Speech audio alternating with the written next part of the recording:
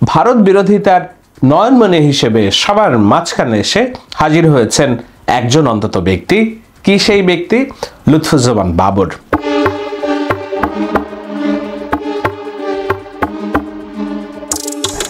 এখন কে এই বাবর?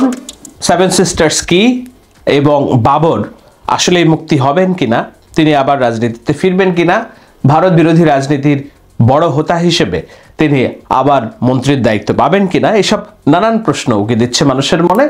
আমাকে অনেকেই লিখে জবাব জানতে চান। আমার মনে হলো বিষয়টি নিয়ে আলোচনা করা দরকার। সেই আলোচনা করার জন্য লুৎফুজ্জামান বাবরের যে মামলা এবং তার যে প্রেক্ষাপট সেটি নতুন প্রজন্মের জানার আছে বলে আমি মনে করি।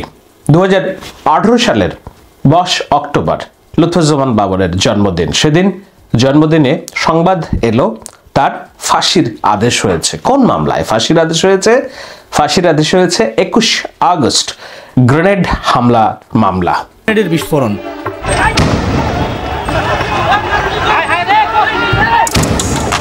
রাজনৈতিক জনসভায় যুদ্ধক্ষেত্রের গ্রেনেড দিয়ে হামলা হতে পারে, বাংলাদেশের মানুষের এমন একটি অভিজ্ঞতা হয় 2004 সালের 21 আগস্ট।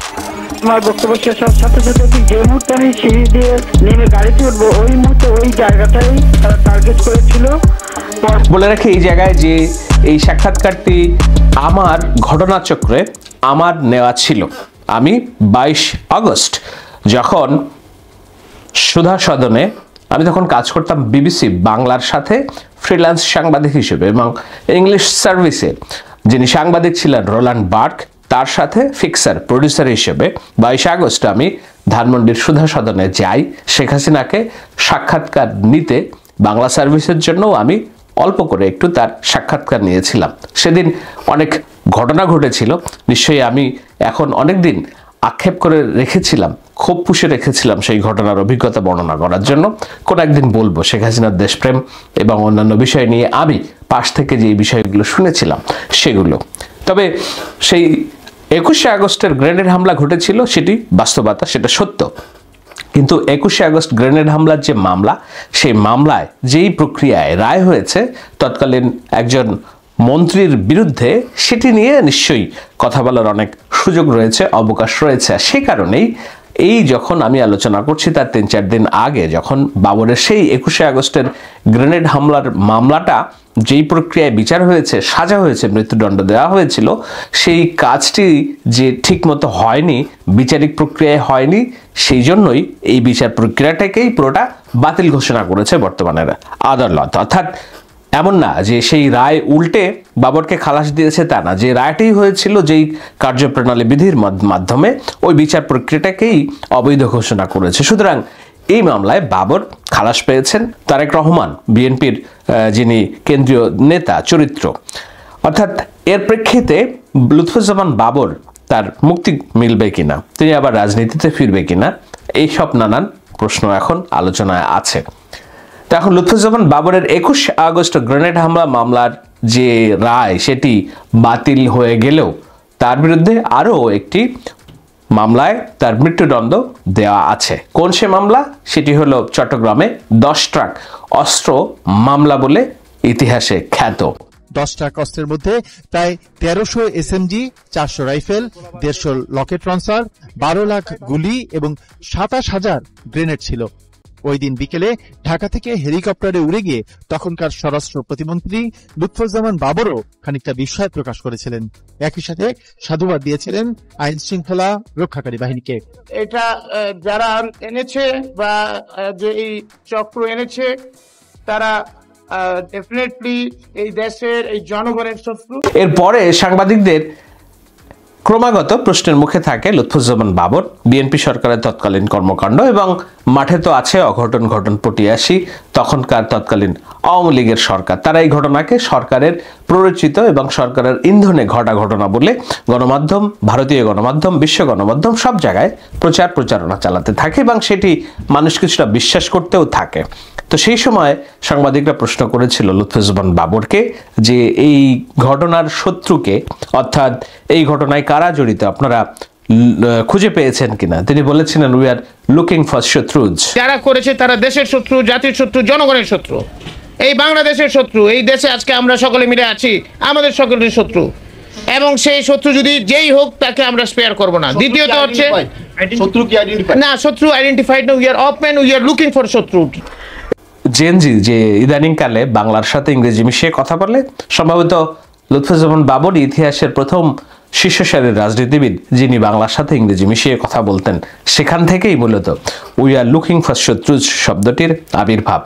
তো যাই হোক, সেই সময় লুৎফুজ্জামান বাবর তার সরকার এবং অন্যান্যদের নানান রকম প্রচেষ্টায় অনেকে গ্রেপ্তার হয়েছিলেন, কিন্তু সেই মামলার যখন তারা যতদিন ক্ষমতায় ছিলেন ততদিন পর্যন্ত তারা দায়িত্ব পালন করেছেন, কিন্তু ক্ষমতার যখন পট পরিবর্তন হয়, অর্থাৎ 2006 সালের শেষের দিকে এসে যখন তত্ত্বাবধায়ক সরকার গঠিত হয়, সেনাশাসিত 1/11 সরকার গঠিত হয়, সেই 1/11 সরকার এসে লুৎফুজ্জামান বাবরকে অ্যারেস্ট করে এবং অ্যারেস্ট করার পরে তার বিরুদ্ধে এই 10 ট্রাক অস্ত্র মামলা সে সময়ই জারি করা হয়। পরবর্তীতে শেখ হাসিনা যখন আসেন, এই 10 ট্রাক অস্ত্র মামলায় তাকে ফাঁসি দেওয়া হয়, ভারতকে খুশি করতে বলা হয়। তো সেই ফাঁসির আদেশ নিয়েই লুৎফুজ্জামান বাবর জেলে দিনের পর দিন কাটাচ্ছেন, আরও হয়তো অনেকদিন কাটাতে হতে পারে। কেন আরো অনেকদিন কাটাতে হতে পারে? এই কারণে যে লুৎফুজ্জামান বাবরের বিরুদ্ধে 21 আগস্ট গ্রেনেড হামলার মামলার যেই বিচারিক কাজ সেটি খারিজ হয়ে গেলেও 10 ট্রাক অস্ত্র মামলার কাজ এখনো চলছে। এইটি সহ 6টিতে অন্তত তিনি সাজা পেয়ে আছেন, আর 5টিতে এখন পর্যন্ত শুনানি চলছে। সুতরাং লুৎফুজ্জামান বাবর আদৌ মুক্তি পাবেন, কতদিনে মুক্তি পাবেন সেটি নিয়ে সংশয় থাকলেও মুক্তি যে তিনি পাবেন সে বিষয়ে কোনো রকম সংশয় নেই। এই কারণে নেই যে নতুন ব্যবস্থায় বিচার কাজ যেভাবে চলছে তাতে অনেকের মনে এই আশাটা স্পষ্ট হয়েছে যে লুৎফুজ্জামান বাবর মুক্তি পাবেন এবং তিনি আবার ভারত বিরোধিতার রাজনীতির যেই বিএনপির চরিত্র, সেই চরিত্রের কেন্দ্রীয় চরিত্রে ফিরে আসবেন। আদৌ কি বিএনপি তাকে ভারত বিরোধিতার কেন্দ্রীয় চরিত্রে আসতে দিবে কিনা সেটি তারেক রহমানের রাজনীতি, তারেক রহমানের নেতৃত্ব এবং বিএনপির ভারত বিরোধী রাজনীতি কতখানি তারা চালিয়ে নেবে সেটার উপর নির্ভর করবে। কিন্তু তার এই মামলায় খালাস হলো যখন 3-4 দিন আগে, আমি যখন আলোচনা করছি তারও আগে থেকেই বর্তমান সরকার ক্ষমতায় আসার পরেই ভারতীয় গণমাধ্যম কিংবা ভারতীয় যেসব বিশ্লেষক আছে তাদের অনেক রকম ব্রু কুচকে গিয়েছে এবং তারা নানান রকম সংবাদ নানানভাবে প্রচার করার চেষ্টা করছে যে দিল্লির আতঙ্ক লুৎফুজ্জামান বাবরের মুক্তির ব্যাপারে এই সরকার ইতিবাচক, দৃশ্যপটে আসবেন লুৎফুজ্জামান বাবর। যেমন এই মুহূর্তে নামক একটি ওয়েবসাইটের খবর আমি পড়ছিলাম, সেখানে বলা হয়েছে বর্তমানের স্বরাষ্ট্রমন্ত্রী যখন তিনি ছিলেন ব্রিগেডিয়ার সাখাওয়াত, প্রধান উপদেষ্টা এবং আসিফ নজরুল সহ কয়েকজনের নাম করে বলছে তারা নাকি কারাগারে সাক্ষাৎ করেছেন লুৎফুজ্জামান বাবরের সাথে এবং দৃশ্যপটে লুৎফুজ্জামান বাবরকে কিভাবে আনা যায় সেই ব্যাপারে সকল হিসাব নিকাশ চূড়ান্ত হয়েছে বলে ভারতীয় অনলাইন খবর দিয়েছে। শুধু ভারতীয় এই অনলাইনটা নয়, নানানভাবে আলোচনা হচ্ছে ভারতে যে লুৎফুজ্জামান বাবর হয়তো আবার ক্ষমতায় আসবেন, লুৎফুজ্জামান বাবর হয়তো আবার দৃশ্যপটে আসবেন।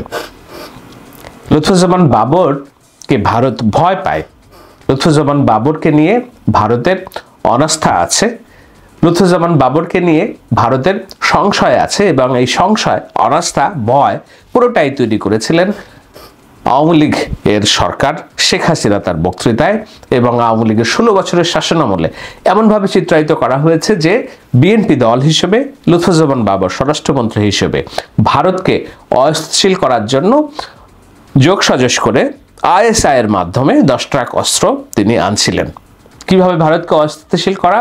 সেটা হলো 7 সিস্টার্স নামক ভারতের উত্তর পূর্বাঞ্চলীয় যে 7 রাজ্য আছে, সেই 7 রাজ্যে তারা নিজেদের স্বাধীনতার জন্য, স্বাধিকারের জন্য দীর্ঘ বছর ধরে, দশক ধরে লড়ছেন। আপনারা নিশ্চয়ই জানেন অনুপ চেটিয়া নামক যেই উলফা নেতা ছিলেন, সেই অনুপ চেটিয়াকে গ্রেপ্তার করেছিল কিন্তু বিএনপি সরকার গ্রেপ্তার করে তাকে রেখেছিল। শেখ হাসিনা ক্ষমতায় আসার পরে তাকে ভারতের হাতে তুলে দেয়। অনুপ চেটিয়া ছিলেন ভারতের উত্তর পূর্ব অঞ্চলের 7 রাজ্যের বিচ্ছিন্নতাবাদী আন্দোলনের অন্যতম কেন্দ্রীয় চরিত্র। এর পরেও অনুপ চেটিয়ার গ্রেপ্তারের পরেও কি ভারতের উত্তর পূর্ব অঞ্চলীয় যে অস্থিরতা, নিরাপত্তা হুমকি সেগুলো কমেছে কিনা? না, কমেনি। আপনারা সাম্প্রতিককালে মণিপুরে যেসব ঘটনা প্রবাহ আপনারা দেখছেন, এই মণিপুরের ঘটনা প্রবাহ সেই সব অস্থিরতার অত্যন্ত কেন্দ্রে আছে। এখন ভারতের উত্তর পূর্ব অঞ্চলীয় 7 রাজ্যের অস্থিরতায় কি শুধুমাত্র বাংলাদেশ ভূমিকা রাখে কিংবা বাংলাদেশের কোনো ভূমিকা, নাকি এটি একটি বৈশ্বিক রাজনীতি, আঞ্চলিক নিরাপত্তার রাজনীতি, যেখানে চীন যারা আজীবন রাজনীতি করছে ভারতকে ডিস্টেবিলাইজ করার জন্য, তাদেরও ভূমিকা আছে। এইসব নানান ভৌগোলিক হিসাব নিকাশ আছে, কিন্তু চীন এবং অন্যান্যদের ভূমিকা কি হবে না হবে সেটি বড় বিবেচ্য বিষয় নয়। বাংলাদেশে যারা ভারত বিরোধী রাজনীতি কিংবা ভারতের একচোখা আওয়ামী লীগের প্রতি যে ভালোবাসার রাজনীতি, তার বিরোধিতা করে বাংলাদেশে যে নতুন বিপ্লব কিংবা নতুন সরকার প্রতিষ্ঠিত হয়েছে, শেখ হাসিনার পতন হয়েছে, ভারতীয় সাংবাদিক অর্ক ভাদুড়ির ভাষায় ভারতের সেবাদাসী শেখ হাসিনার পতনের প্রেক্ষিতে নতুন যে বাংলাদেশের রাজনীতি, সেখানে ভারত এই নতুন সরকারকে আন্ডারমাইন করার জন্য নানানভাবে চেষ্টা চালিয়ে যাচ্ছে। বিশ্ব পরিমণ্ডল থেকে শুরু করে অভ্যন্তরীণ গণমাধ্যম সবখানেই তারা যেভাবেই হোক চাচ্ছে আওয়ামী লীগ কিংবা শেখ হাসিনাকে বাংলা রাজনীতিতে পুনর্বাসন করা, ফিরিয়ে আনা। নিদেন পক্ষে সেটাও যদি না হয়, তাহলে ভারত আগে যেভাবে বাংলাদেশের ঘাড়ে বন্দুক রেখে তাদের অর্থনীতি, তাদের পররাষ্ট্রনীতি সবকিছু চালাতো এবং ভারতকে একটা নতুন বাফার স্টেট হিসেবে প্রতিষ্ঠিত করেছিল, সেটা যেন বজায় থাকে, সেজন্য তারা এমন কোনো হীন প্রচেষ্টা নেই যে চালাচ্ছে না। সেই ভারতের পররাষ্ট্রনীতি নতুন করে ধাক্কা খাচ্ছে, নতুন করে চিন্তা করছে বাংলাদেশ নিয়ে, যখন অভ্যন্তরীণভাবে ব্যাপক জনগোষ্ঠী ভারত বিরোধিতায় উন্মত্ত এবং ভারত বিরোধিতার নয়নমনে হিসেবে যেসব রাজনীতিবিদ আছে তাদের জনপ্রিয়তা, সেটি ভারতকে নিশ্চয়ই ভাবাচ্ছে, ভারতের যেসব গোয়েন্দা সংস্থা আছে তাদেরকে ভাবাচ্ছে, একই সাথে ভাবাচ্ছে বাংলাদেশের মানুষকেও, যে বিএনপির আগামী দিনের রাজনীতিতে লুৎফুজ্জামান বাবর কি কেন্দ্রীয় চরিত্র হয়ে উঠবেন কিনা, সেই প্রশ্নের উত্তর জানতে হলে অবশ্যই আমাদের অপেক্ষা করতে হবে স্বাভাবিক বিচার প্রক্রিয়ার উপরে, যেখানে লুৎফুজ্জামান বাবরের আরও যেসব মামলা চলমান আছে 6টি, সেই মামলার রায় কোথায় যায়, কিভাবে যায়, সেটি দেখার জন্য। তবে সবকিছু বলছে, পরিস্থিতি বলছে লুৎফুজ্জামান বাবর মুক্তি পাবেন, হয়তো আগামী 2-4 মাসের মধ্যে না হলেও আগামী কয়েক বছরের মধ্যে তিনি মুক্তি পাবেন, আবার দৃশ্যপটে ফিরবেন, রাজনীতিতে ফিরবেন। কেননা নেত্রকোনার জনপ্রিয় এমপি হিসেবে লুৎফুজ্জামান বাবর 20 বছর আগে যেমন জনপ্রিয় ছিলেন, ঠিক এখন তার জনপ্রিয়তা আমরা যদি হিসাব করি শুধু বিএনপির অভ্যন্তরে না, বিএনপির বাইরে সকল, আওয়ামী লীগের বাইরে বিএনপি সহ সকল রাজনৈতিক দলের অত্যন্ত কেন্দ্রীয় এবং মধ্যমণি হয়ে উঠেছেন লুৎফুজ্জামান বাবর। লুৎফুজ্জামান বাবর যখন রাজনীতিতে আসেন, তিনি সহনশীলতার রাজনীতি করবেন, বিচক্ষণতার রাজনীতি করবেন, বিচক্ষণ রাজনীতি করতে যেয়ে তাকে আবার দায়িত্বে পুনর্বহাল করবে কিনা, এসব নানান হিসাব নিকাশ আছে। এখনই হয়তো বলা যাবে না, সময় আসলে এগুলো বলা যাবে।